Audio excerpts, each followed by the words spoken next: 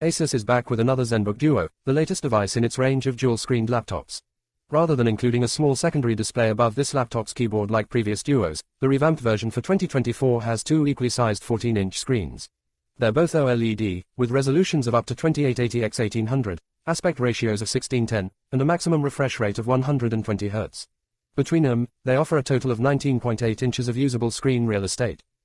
Like Lenovo, Asus gives you a choice of typing on the lower touchscreen via a virtual keyboard or by using a detachable physical Bluetooth keyboard.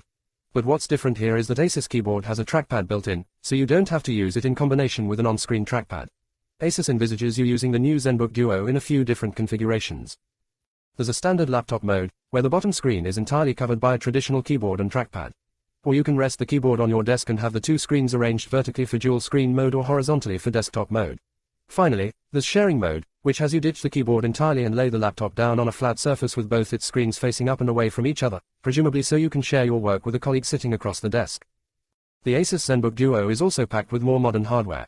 It can be spec'd with up to an IntelCoreUltra 9185H processor and 32GB of RAM, up to 2TB of storage, and a 75 Wh battery. Connectivity includes two Thunderbolt 4 ports, a USB-A port, HDMI out, and a 3.5mm jack, and the laptop can be used with Asus stylus.